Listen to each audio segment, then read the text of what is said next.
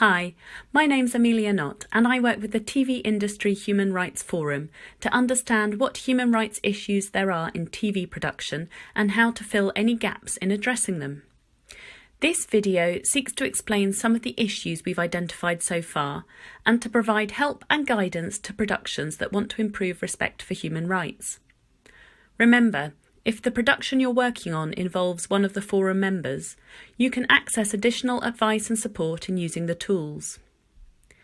TV is an exciting industry, and it's built on people and relationships. But sometimes there are people involved whose work goes unacknowledged and whose value is not always recognised. At the forum, we carried out research into the experiences of ancillary workers on TV productions, those who provide services such as cleaning, catering, security, transport, facilities, set construction and other such tasks. We found that although their work is essential to productions taking place, they are sometimes treated very poorly. We found examples where catering workers had slept on the kitchen floor between shifts. Drivers were asked to take illegal loads or drive for longer than allowed and threatened with losing the work if they refused. Rigging companies were asked to discount their rates by 60% after the production had finished and threatened with blacklisting if they refused. Stagehands worked back-to-back shifts, risking dangerous levels of fatigue. Facilities teams performed unpleasant but essential tasks that went unacknowledged or thanked. Security guards felt unable to take toilet breaks on 12-hour shifts or had no access to toilet facilities. Workers spoke of feeling humiliated, undervalued and dehumanised. Such practices undermine the right to human dignity, the right to health, the right to non-discrimination and the right to just and favourable conditions of work. These are universal human rights that everyone is entitled to. The attitude from some productions is that if they do not employ such workers directly, then they are not responsible for their working conditions. But demonstrating a respect for human rights means ensuring that everyone impacted in some way by a TV production has their rights respected, whether there is a legal responsibility or not.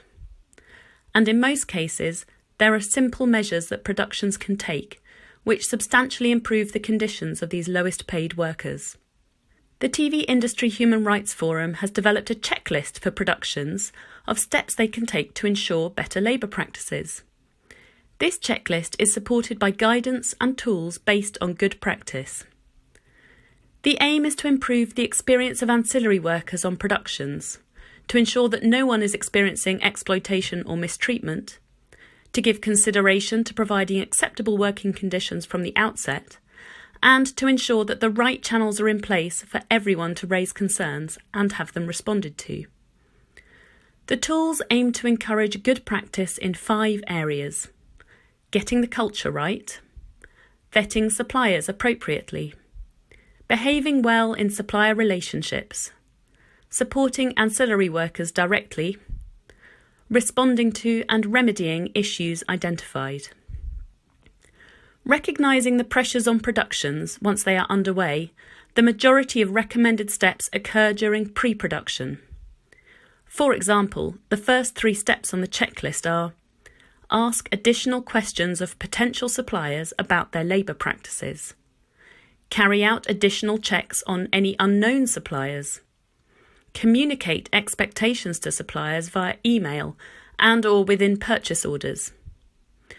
The tools to support these are a set of questions to ask potential suppliers that focus on labour practices, a list of additional checks to carry out, example set of expectations to communicate to suppliers and include in purchase orders.